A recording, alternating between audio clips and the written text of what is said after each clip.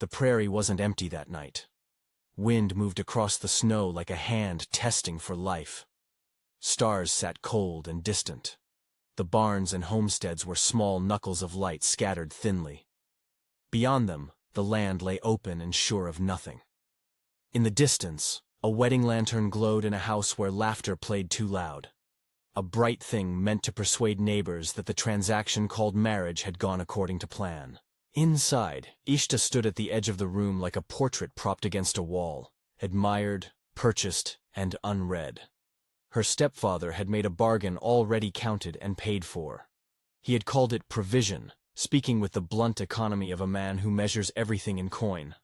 The new husband, a man of means traveling with a small retinue, had smiled as if nothing in the world could surprise him. The second wife watched Ishta like a hawk. Possession sharpened by jealousy. Cruelty kept thinly veiled beneath the polite tilt of her head. They all treated the exchange as tidy, as final as a deed transferred in ink. No one asked Ishta what she wanted. She had learned silence the way some learn to breathe. It was safer, quieter, less likely to be bargained away. But the silence hollowed. It left a space inside that the second wife and the husband were quick to fill with ownership. Small humiliations gathered. A hand that lingered a heartbeat too long. A public rebuke dressed up as correction. Nights when she was sent away from a table she had set with her own hands. Faces in the room would look past her, exchange quick, satisfied glances. She wore the smile that had been required of her, and it cracked in private, inside the thin made of fabric of her jacket, against a mirror that offered nothing but a reflection without consent. One night it broke into something harder. The husband, irritated and entitled, announced he had taken another bride, as though declaring a new purchase. The second wife's voice cut like a winter branch against thin glass. There was laughter, clipping, cruel, the kind that collects around the powerful. He raised his hand to show he could teach her to be smaller. The blow was not described. Its consequence was Ishta's cheeks wet with rain from inside. The room that applauded his fortune closed like a trap. She had felt the hand and then the closing of the world, that small private death that comes when someone decides you are theirs to command. She could have stayed.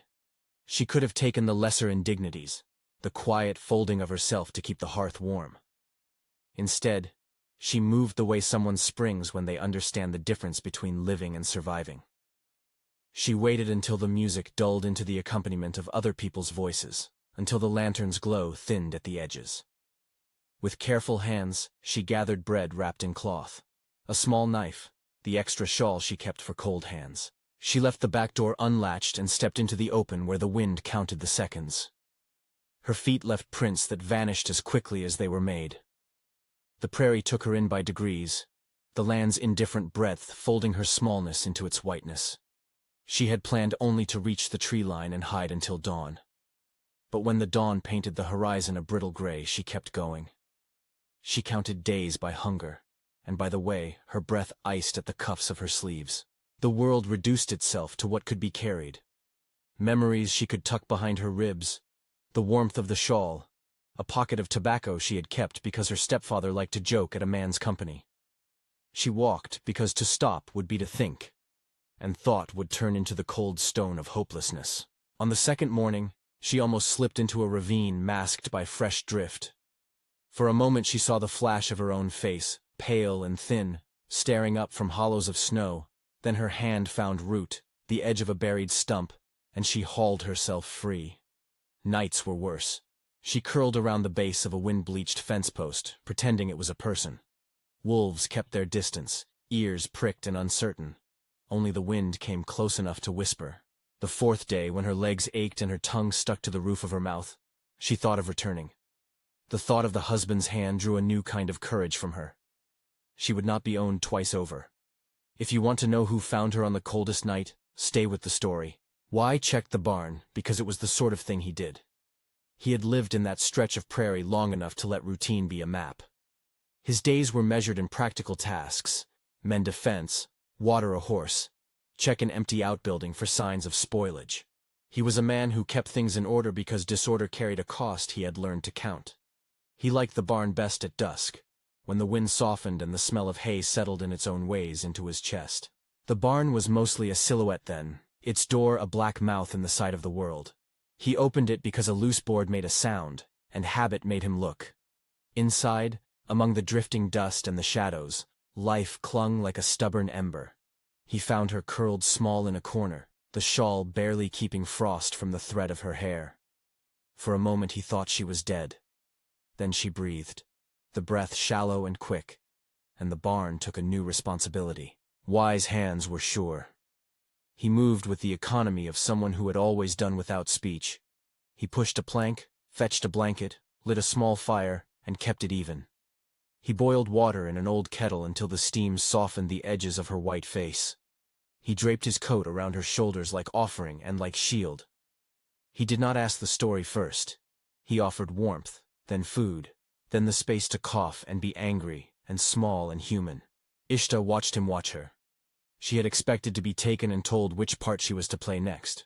Instead, he waited on the margins of her presence, and let her make the decisions that would be hers to return to. When she was able to speak, her sentences were fragments at first. Places, names that had weight but no warmth. Y listened as if his listening were work he was trained for. He said little. Things he did say were short and concrete. Water, he said once, when she reached for the cup. It was not a surrender. It was a fact offered and met. Convalescence arrived like small rituals.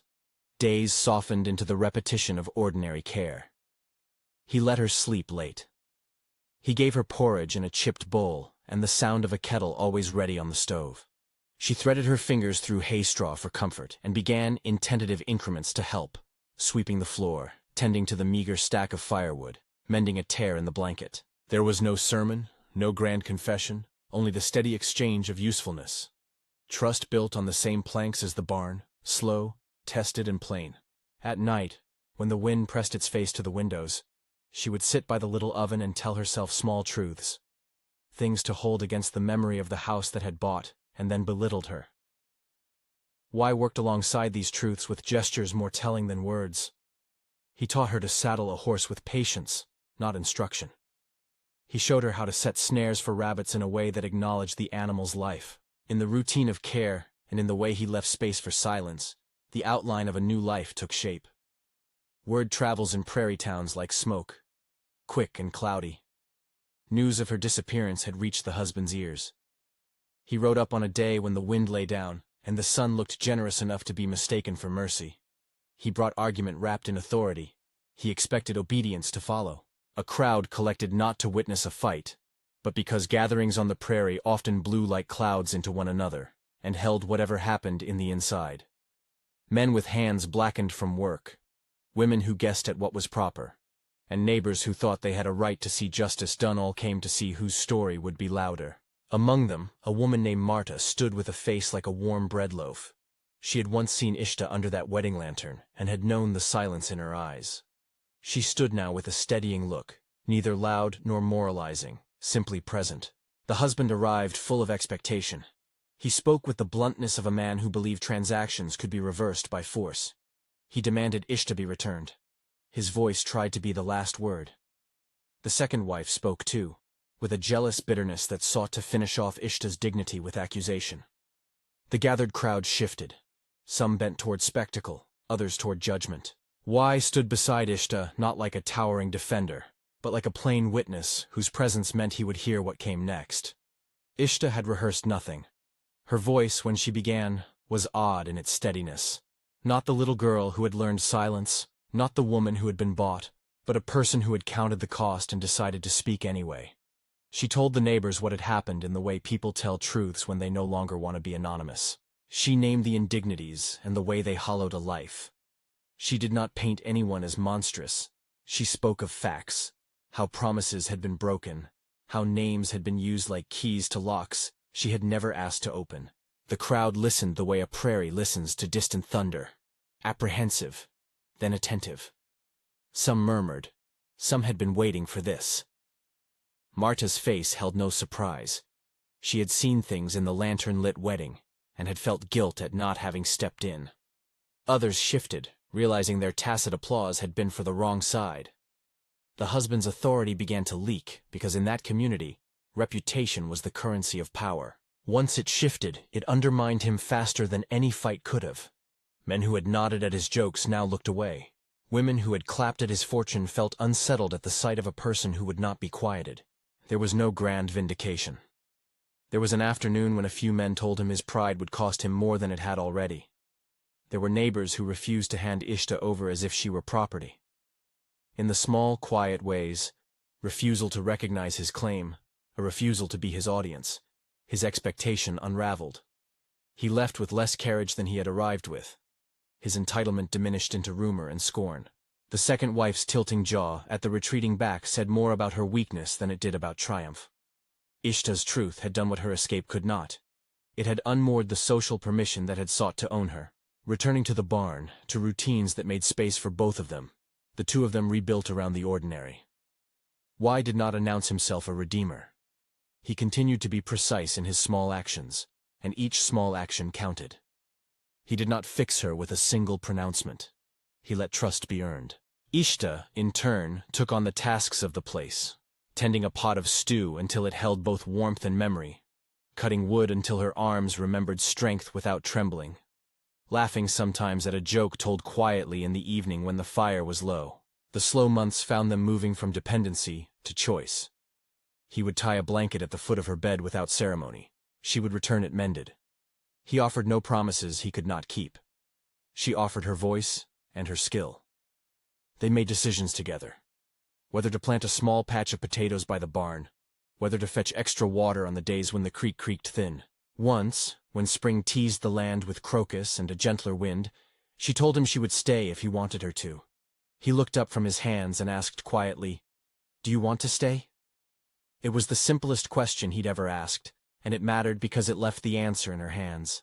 They were married later, not because the law had set them apart, but because friendship and want had seeped into affection and then into a deliberate choice. The ceremony was small. The Prairie watched. There were neighbors, some who had gossiped, some who had watched silently, and a few who had stood in courage beside Ishta when she spoke in the town square. Marta brought a loaf of bread. A man who had once watched the wedding lantern now nodded in quiet apology by letting his smile be more gentle. Y stood before her with hands steady. Ishta wore a dress mended from old clothes, and when she tied the ribbon it was because she had chosen the color, the knot, the place in front of a small circle of witnesses. They spoke simple things aloud, promises of keeping and of waking to small tasks together. There were no grand vows about fixing the past. Instead, there were commitments to keep company in the dark and to ask before making decisions that affected both. The Prairie arched over them like a patient listener. The sky held a brittle blue, not ostentatious, but honest. Later, when the story traveled down the line of towns like a warm rumor, people would say the Prairie had been empty that night. But those who had been there knew better. The land had held a woman who chose to flee and a man whose heart was slow to open. It had held neighbors who witnessed and a little barn that kept a pot warm. It had held the things that give a life, witness, care, the stubbornness of everyday kindness. The Prairie had not been empty. It was full in its own modest way. If this quiet rescue moved you, share the story with someone who believes small mercies matter, and subscribe for more tales of hard-won hope. The Prairie wasn't empty that night.